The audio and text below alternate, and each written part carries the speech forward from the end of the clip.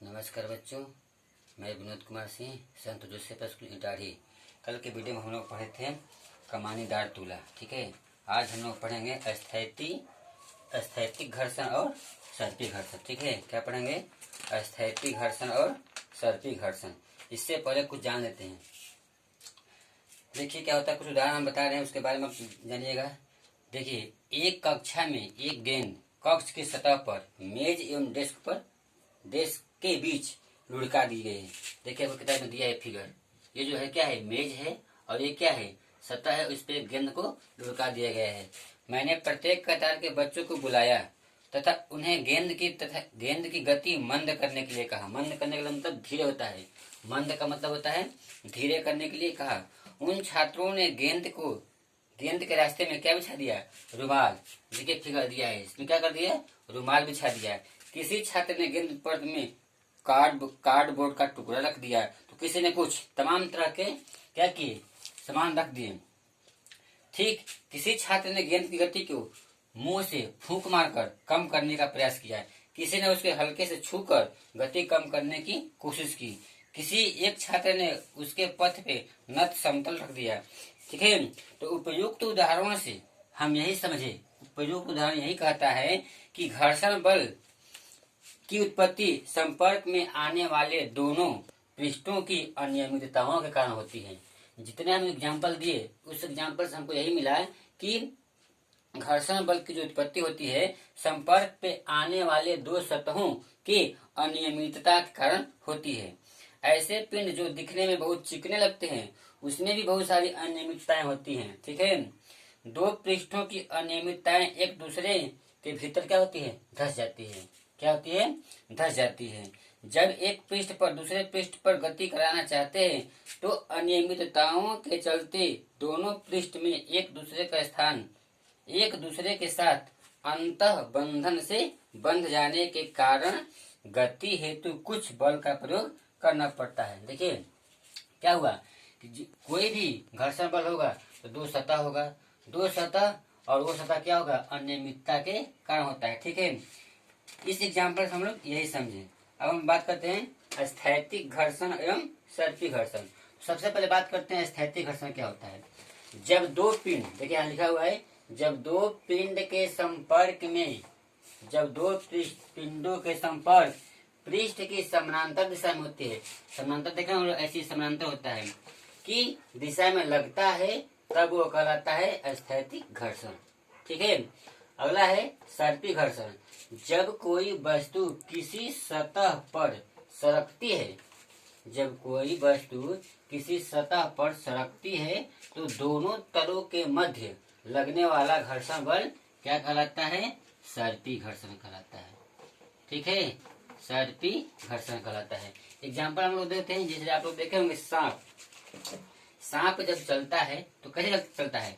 ऐसे ऐसे चलता है। ठीक है, तो ये यहाँ संपर्क में आया होगा, फिर यहाँ संपर्क में आया होगा, फिर यहाँ संपर्क में आया होगा, तो ये क्या किया होगा? घर्षण किया होगा। तो सांप का चलना एक तरफ से सर्पी घर्षण का उदाहरण हो सकता है। ठीक है, देखिए, और इसका दूसरा परिभाषा हो सकता है, जब किसी स्थिर वस्तु पर, देखिए स्थैतिक गति का एक और परिभाषा बन सकता है, जब किसी स्थिर वस्तु पर गति के लिए बल का प्रयोग किया जाता है, तो शुरू में ही वस्तु में गति नहीं हो पाती है। देखिए कोई पिंड है, जब हम बल लगाते हैं तो जब शुरू करता है तो उस समय इसमें गति नहीं होता है। कुछ देर के बाद जैसे जैसे यहाँ से बल लगा, क्या होता है? गति करना आरंभ कर देता है। कम परिमाण में बल प्रयोग करने पर घर्षण बल द्वारा संतुलित हो जाता है। इस स्थिति के बावजूद जब वस्तु गति करने की अवस्था में पहुंचती है तथा समरूप वेग से गति करती है, तो उस स्थिति में स्थैतिक घर्षण बल की माप हम कर सकते हैं, क्योंकि इस स्थिति में हमारे द्वारा लगाया गया बल घर्षण बल के बराबर होता है।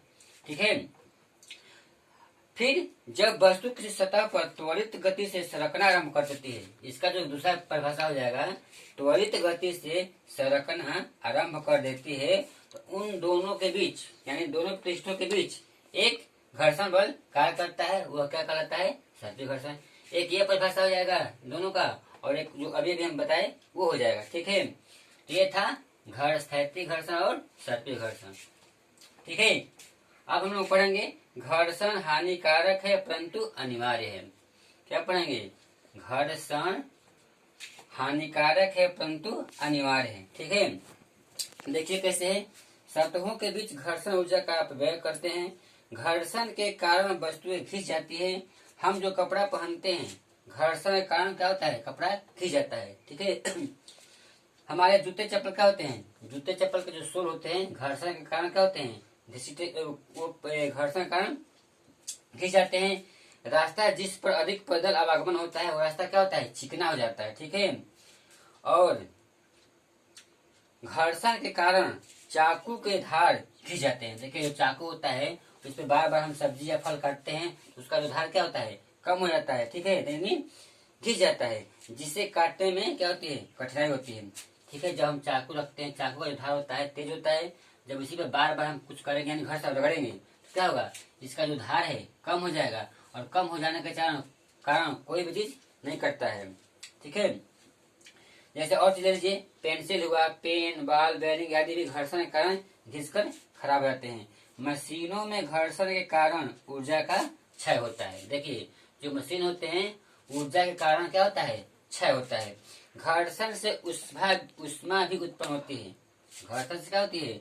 उष्मा उत्पन्न होती है। कब? जब आप वाहन चलाते हैं, वाहन गति करती है, तो घर्षण के कारण उनके पहिए गर्म हो जाते हैं, और गर्म होकर जब पहिए गर्म होते हैं तो क्या होते हैं? जो वाहन होता है, चाहे जो भी वाहन हो, वो भी क्या होता है? गर्म हो जाता है। उसे ठंडा करने वाले संयंत्र का प्रयोग किया जाता है। फिर उसको हम लोग क्या करते हैं? कहीं रोक कर या ठंडा पानी डालते हैं ना, उसको इतना कर करके हम लोग ठंडा करते हैं, तब जाकर क्या होता है? ठंडा होता है। ठीक है, तो आज की वीडियो में इतना ही। ठीक है, तो हम उम्मीद करते हैं कि आप लोगों के समझ में आया होगा। नहीं आया होगा तो फिर हम लोग कमेंट करिएगा, हम आपको अगले वीडियो में बनाएंगे। आज के लिए इतना ही, धन्यवाद।